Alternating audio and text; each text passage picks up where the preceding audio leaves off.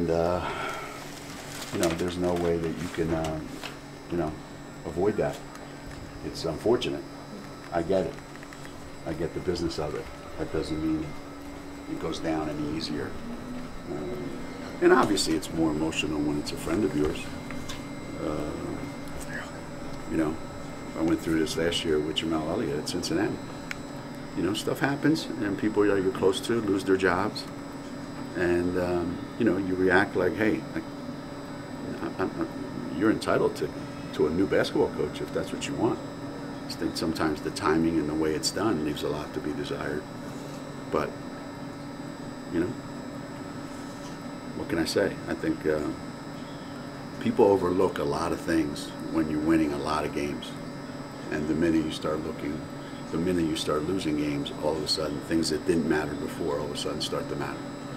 You mentioned Fran Dunphy when you were up there. Yeah. Just to see him coach his last game and, you know, see him go out the way. I mean, made the NCAA tournament. That's one exactly thing. right. That's exactly right. And it would have been, you know, would have showed a lot of class on St. Joe's part to say, hey, look, you know, we're going to give you one more year, and you're going to be able to do this or do that. And you mean Temple? I'm saying if St. Joe's had done that, okay, you know, would have been the same as what happened with Dunphy. You know, that, you know, then Phil has to make a decision. Hey, do I really want to go that route or not? And my guess is he probably would have said, yeah, all right, I'll take it. I'll take a shot at it.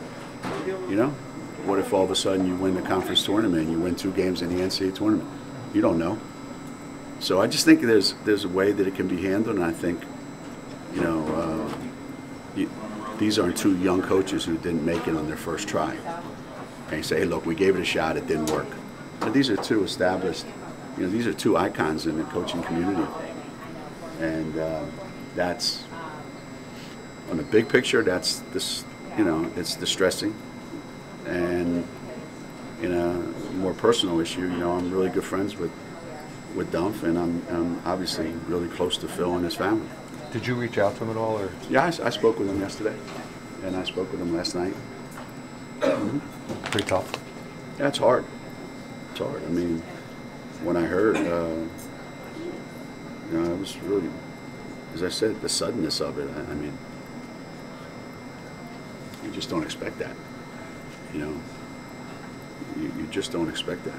Maybe he's in one contract and it's a 4-year, 5-year contract, and after 3 years or 4 years, it's 37 years. It's 37 years. He's been there over half his life. It's a long time.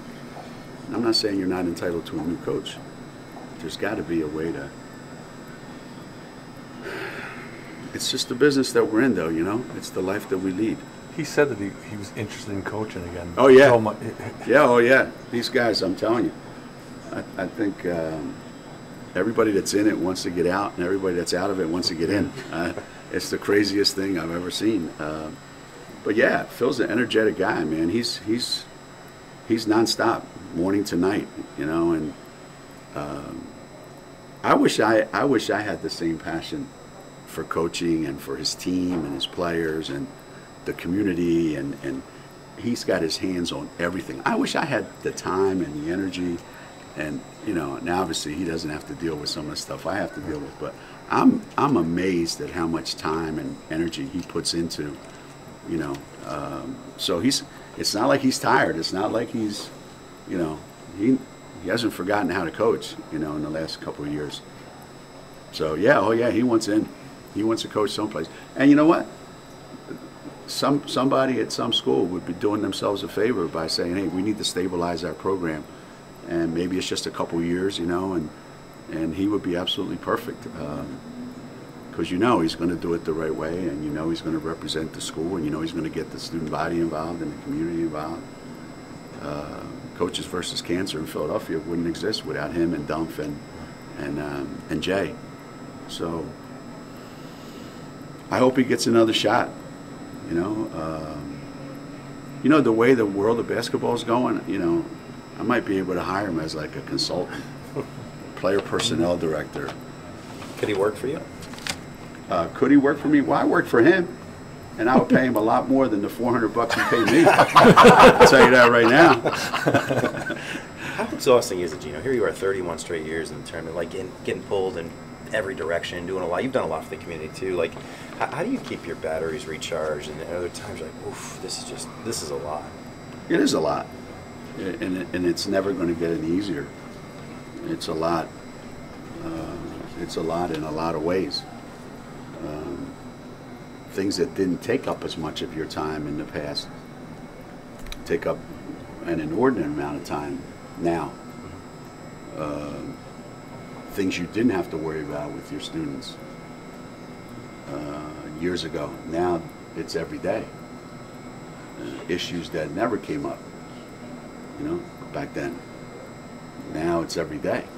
So, yeah, you still have to win games. You still got to prepare your team. You still got to do all the things you've done before. But now it's just overwhelming. There's just a lot going on. How do you stay? How do you stay in a good mood too, doing it all? I know you put. Are you always happy in a positive mood? I still have a job, so that's a good thing. Number two, there's something to be said about getting older and not. I don't know any other way to say it. I think when you're younger, you always have this chip on your shoulder about I got to prove this, I got to prove that, and this guy's out to get me, and that guy's out to get me, and everybody's conspiring to bring me down, or prevent me from being good.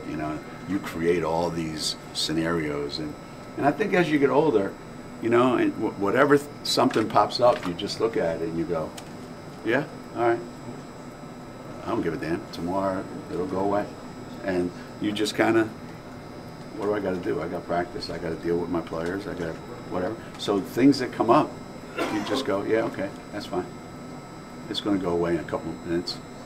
Nothing's going to last a long time. Before, every little thing that came up, you felt like, oh my God, we got a crisis in our program. Now you just go, yeah, all right, CD, take care of that, would you please? When do you find that inner I'm peace? going to dinner. Well, just think, like, your dad or, his generation, like, here you are traveling around the world, and he couldn't wait till he turned 65 so he could retire. Now look at you. Yeah, I've always said that I did it backwards. Like when I was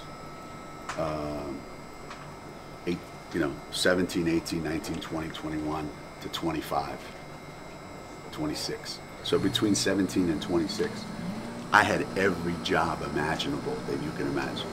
Selling paints, driving a truck, building houses, working in a steel mill. You name it. I did it all. And now, I play games for a living.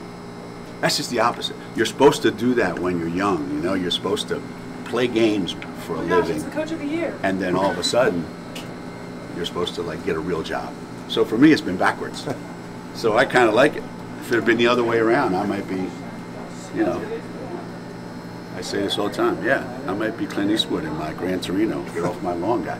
I'm not there yet. What was your favorite job aside from basketball, Coach? My favorite? I would say one of my favorites wasn't the Fuller brush sales guy driving around houses dropping crap off. I bet you my favorite was driving a truck for a friend of my father's who owned 4 supermarkets. I bet you that was my favorite. Because every morning at 6 o'clock I had to be down at the docks in Philadelphia and pick up all the stuff. And then I had to drop it off at all 4 stores. So I was on my own.